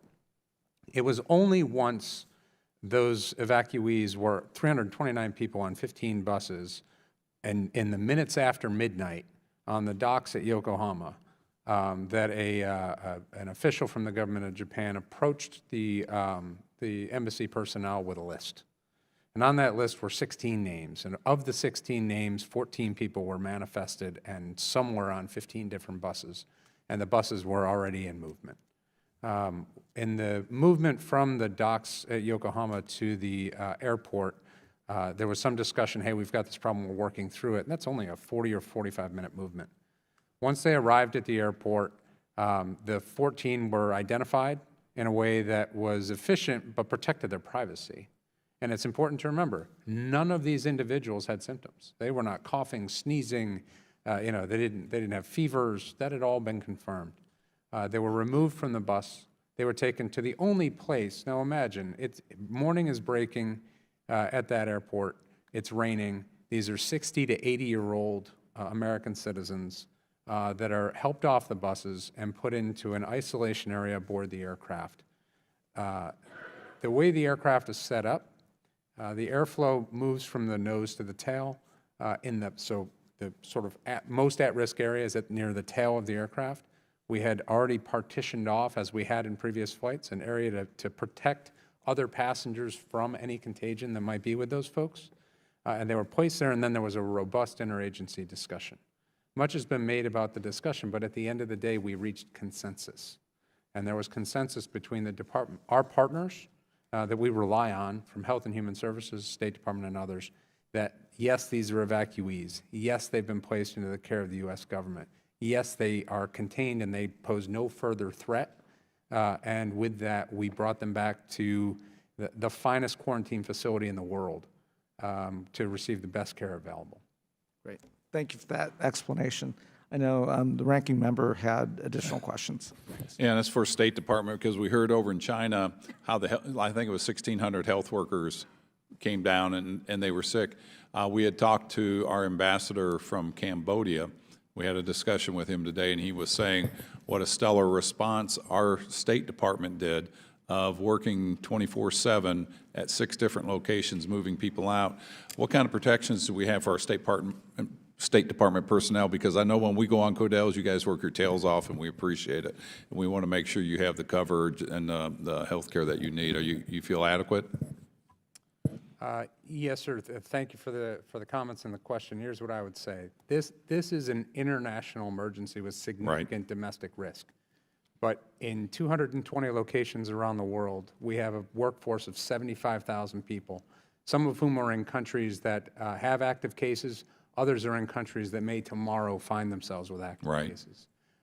We learned our lessons in 2004. We learned our lessons again in 14, 15. And we're thankful to Congress for the support we've had in the preparedness side of this. There is PPE at every embassy. Our healthcare workers, a workforce of almost 700 in all these locations, are well educated. They are well prepared. We continue to look at our resource requirements, and we continue to look at our authorities, not just to take care of American citizens, to the chief of mission personnel, but really in that global picture to protect Americans overall. And we feel confident that if, an embassy were to come down and the workers get exposed, that we can get the supplies needed in there. If it's in an area that is more remote where we don't normally have good health care, maybe, that we can get it in there in sufficient numbers. We feel like we're protected there, right? So there's 2 parts to that answer. The first part is the same aviation contract that made these evacuations possible is the same aviation contract that makes delivery of critical supplies possible. The second part to that is actually a greater risk. And the greater risk here is when you look at the way we do medical evacuations of chief of mission personnel around the world, they don't typically come back to the United States. They go to medevac centers with established relationships in South Africa or the UK. Those countries are now making it more and more difficult in a way that you can understand to bring non-UK citizens or South African citizens in if there's any risk that they have COVID-19.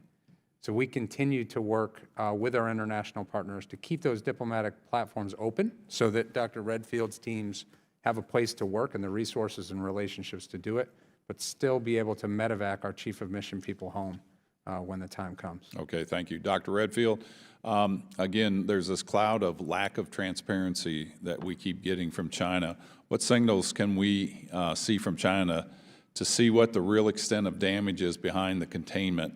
The National People's Congress meeting has recently been canceled. I mean, that's a pretty strong signal to show that that threat is they're really that concerned about it, as they should be. But then with the people over there not getting, an open press where they can get reliable information, do we feel like they're being forthright with you? I mean, you're working with them on more of a scientific platform. Do you feel comfortable with the information you're getting? From my colleagues, the scientific interaction we're having with our CDC colleagues and from the China CDC, I'm very comfortable with it. What we have, as I said, I have my own director of the American CDC in China. They're regularly interacting. So at the scientific level, we're having collaboration. I really can't really comment beyond that. I will say it's worth noting that they've probably introduced some of the most aggressive containment mitigation strategies that we've ever seen in the planet, I think, in the history of the world. But and I would like to say, just so people are feeling better, that there's a reduced number of cases in China. Just last night, if that's accurately reported. If accurately put, but even then, it was 434 people, and over somewhere between 25 and 30 deaths last night. So they still have a major problem despite everything they've done in mitigation. I want to throw one thing out, and I don't really expect an answer on this. Being a veterinarian, we've seen the porcine viral diarrhea syndrome broke out several years ago. Within a year, it was in America, lost about 300,000 sows in America. African swine fever broke out, I think it was May of 2018. I can't remember the exact date. We've not seen that here, but we do know this. It is a very hardy virus that can be transmitted in different fomites. It can resist freezing, it can resist heat, and it can make the shipping from China to the United States in containers in different materials, whether it's feed, packaging. And so this is something we need to be alert through APHIS, through USDA, through CDC, that we're monitoring these things better than we ever have before, because that's a port of entry that we might not even be looking about. We're looking at people, but we also need to look at containers and fomites coming in that way. Yeah, the only comment I would make for this virus, just so you know, we are aggressively evaluating how long this virus can survive and be infectious. And where on copper and steel, it's pretty typical. It's really pretty much about 2 hours. But I will say that on other surfaces, cardboard or plastic, it's longer. And so we are looking at this because we don't know the role of fomite transmission. Now, I don't think it's going to impact cargo, okay, unlike maybe some of the other viruses that you've talked about. But I do think that it may have contributed to the huge outbreak we saw on that Diamond Princess. It may not have all been aerosolized. It could have been fomite. So we are aggressively evaluating that to understand how well this virus survives in different conditions. We'd appreciate you keeping us informed on that. Thank you. I understand Ms. Bamberger has an additional question. Yes, thank you, Mr. Chairman. Since we have been in this hearing, there's a breaking story with the Washington Post, and I don't expect that you all have seen it yet, but there's a whistleblower report that a senior HHS official who oversees workers at the Administration for Children and Families has now filed a whistleblower report that HHS employees were sent to an airplane hangar to meet evacuated Americans at the March Air Force Base in Riverside, and that they were not given any PPE or protective equipment while they were interacting directly with those who were potentially impacted. I raise this recognizing that we're dealing with different agencies here present today, but I think this speaks to a general concern. It's a little bit of a follow-up to Congressman Bera's question related to whether or not State Department officers have what they need to stay safe. And I'll pose that question, but then also wanted to make sure to make the point that this is deeply concerning, because as we're dealing with a significant outbreak, something that is personally causing great fear in our communities among individuals, we need to ensure that our constituents have faith that the administration and that the U.S. government's doing everything possible. And there's already some concerns about whether or not that's the case and how people can keep themselves safe. And so finding out that the U.S. government might have put its own personnel in harm's way is deeply concerning to me. So if you could comment both whether or not your agencies are ensuring that their personnel are safe, and then comment on what we can do in light of this when we're back in our districts and people are saying, how can we trust the government to keep us safe if this is happening to its own people? I'd love your comments on that. Thank you for the question and the concern. I can speak having been on those missions, and certainly the first trip out of Wuhan, the second, the third, the Diamond Princess, and based on a relationship that I've had with HHS, ASPR, and CDC dating back to 2014, every precaution has been taken. So was it your experience that you did not witness any individuals who were not wearing PPE? No, I can say unequivocally that everyone involved with those evacuations was appropriately equipped and trained. Okay, well, and I don't seek to be argumentative with you, sir. I'm reading what's a breaking news in the Washington Post, but that is good to hear. And then specifically with State Department officials and the availability of protective gear and the attention to detail there. We take every precaution. We have the equipment and the training that we need to do this safely. Thank you. And would you care to comment as well, Mr. Brownlee? Yes, please. My consular colleagues in China, Japan, and elsewhere have been working on an ongoing basis with people. So, for example, in Japan, there are still 100+ U.S. citizens from the Diamond Princess in the country. A number of those are hospitalized. We are regularly engaging with those people, but we're doing so in a safe fashion, taking professional advice. So whereas initially some of the visits were taking place in person, that became cumbersome because they were having to suit up. Now these visits are taking place on a telephonic basis. I have here a photograph, I gave the chairman a copy of it, that shows my colleagues standing on the quayside as they were processing people coming off the Diamond Princess. They were properly taken care of. I can see the photo from here that they are. I'll leave you a copy. That they are equipped. And then the general concern about, again, this is just report that is breaking news. The veracity of it will be determined later. But it is in the news and people are reading and it's adding to this story. Are there other comments that you all would like to make related to ensuring that our constituents, the people we represent, have faith that we're handling this, that all involved agencies are handling this virus and concerns in the way that it should be handled? And just in light of what might otherwise be some concerning news. What I would say is that the psychology in dealing with highly infectious disease is often worse than the pathology.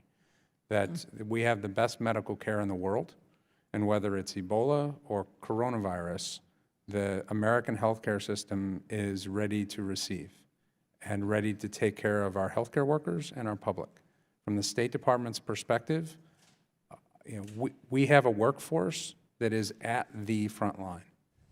We are happy to be there to facilitate the relationships that are going to be critical for containing this overseas, whether it's the delivery of foreign assistance or the exchange of technical information.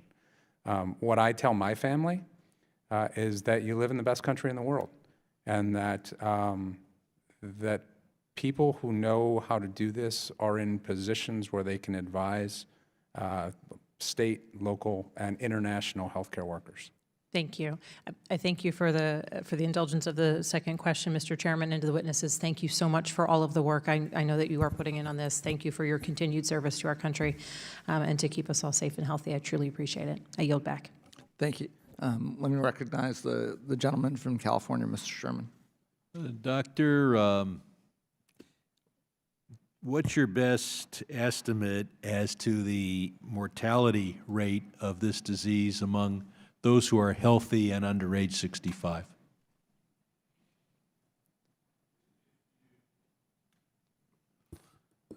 Again, I think the most important thing in that scenario, under 65 and healthy, is whether your health system's functional or not. So as we've seen with the Wuhan health system, which is... healthy health system, healthy human under age 65. Yeah, well... My constituents. Yeah, I think, again, we don't have the data, but we suspect if you look at the mortality rate of this disease outside of China, we're probably looking right now at somewhere around 0.5%, right? But again, we'll have to see more data to really be clear on that. And seasonal flu has a mortality rate of? About 0.1 per thousand. 0.1 per thousand or 0.1%? 0.1%, I'm sorry, yeah, 0.1%. The Chinese are telling us that there's a decline. Should we believe them, Doctor? I think that there probably is a decline. That I do think some of the mitigation strategies are starting to have impact, particularly out of Hubei. Most of the cases now are in the Hubei area. I want to ask you about masks. It's funny, I went on to Amazon, buy 50 masks is $50, and it's, they're not very heavy. It's less than a pound. And then Amazon wants to charge an additional $400 for shipping and handling. Needless to say, we'll be in touch with Amazon on this, but I don't think that Amazon has ever charged $400 to ship a box, and not on a rush basis, actually, a delay for 2 weeks from now one less than a pound, $400 shipping and handling seemed an extraordinary charge. But, you know, given Mr. Bezos's need for food and the necessities of life, I can understand. We see pictures from all over the world, people wearing these masks. Who should wear the masks in the United States? Yeah, as I mentioned earlier, the mask, the N95 masks, really need to be reserved for healthcare providers that are taking care of these patients in the hospital, as well as confirmed individuals that are in home isolation to minimize the spread while they're in home isolation. We would not recommend the American public go out and get these masks. Does the mask protect the person wearing it or protect others from the person wearing it? Well, there's really the issue here is to protect the individual who's being exposed to someone who has the pathogen. And we believe that that's where the mask should be. A lot of the people you see wearing these masks, they're really not going to have a functional impact whatsoever in terms of transmission. These surgical masks that you see everybody wearing on the, even when I, was traveling today here in the city, I saw people again, and even in our own city wearing masks. Some of them do it that have a cold or an illness that they think it might minimize them. I would tell those people to stay home. That would be more effective than trying to feel that you have to go to work and wear a mask. So I think the CDC has on its website really good guidance on the appropriate use of masks, and I encourage people to go look at it. Now, it looks like the Chinese have had a decline. They've dealt with extraordinary lockdowns of entire areas. Should we be locking down any neighborhood where we find that someone, what level of lockdowns do we need, if any? Yeah, the backbone of our response right now, and really the most important part of our multi-layered response, even though sometimes people don't recognize it because it's not like travel restrictions or screening at airports. The backbone is the American medical community and public health community. As I mentioned, of our 15 cases that we diagnosed in this country, 14 of them were diagnosed by our medical public health community. So I'm going to maintain confidence on early diagnosis, isolation, and contact tracing as our major mechanism to confront this. To test for this, is it sufficient to just take people's temperature as they were doing, or is it contagious before it's symptomatic, and do we need to give a lot of people blood tests? Yeah, so the issue on how infectious this virus is at different states of symptomatology is still unknown, but we do know that you can transmit this virus before symptoms. Does that contribute meaningfully? We don't know, and I think that's what we're trying to learn. Clearly, we and CDC is working on another other test, which the chairman would understand. We're trying to develop serological tests so that we can understand the extent. Like in China right now, what they're doing is they're measuring the active virus, and that's what we're doing. But that doesn't really tell us what the denominator is of who's really been infected. You need a serological test to do that. We're currently working. So I know the chairman understands what you're saying. You're saying we want to test to see which people have been exposed, have the antibodies, and may have been asymptomatic throughout the whole process. Yes, or at least didn't know they had the disease. Yes. Gotcha. See, now you're not the There you only go. member up here who understands it. I yield back. Well, thank you. Once again, I just want to recognize and say I appreciate the service to our country, and obviously this is a very fluid situation. I did just want to make reference to the breaking story that Ms. Spanberger identified. I'm fully confident that we do everything we can to protect our personnel and our workers as we were evacuating folks from China, putting them on airplanes, bringing our citizens back home. It does sound like there was someone who did see some personnel that did not have protective gear and were released. I hate to use the term whistleblower because it's gotten politicized, but it is important that if there are folks that are raising issues, and I do feel that it's very important for this body to say publicly, we want to encourage folks who see things for the sake of bettering ourselves, those whistleblowers or those individuals that are raising issues. We are fully committed to protecting them, and we fully want folks that are seeing things to feel comfortable and protected from coming up. Not commenting on whether this story is accurate or inaccurate, but I am commenting on the fact that it is important for folks that see things to identify them and not fear retribution for coming forward. That is our law. That is the way this process works. Dr. Redfield, I appreciate you're coming up to the Hill and keeping us informed. You know, again, in conversation with my colleagues at UC Davis, we look forward to working very closely with the CDC. And, you know, as one doctor to another, you know, as we work through the regulatory process to speed up our testing capabilities and the availability of diagnostic tests throughout this country, we look forward to working with, well, you're not the one holding it up necessarily, but we do look forward to speeding up that regulatory process to make sure we get these tests out and are able to do it. And again, I appreciate updating the folks that we are testing. I do think that is going to be helpful, and trusting our doctors that are on the front line if they do suspect coronavirus, being able to get that test in. Did you have? I just want to make one comment for the record, that we have been working very closely with the FDA.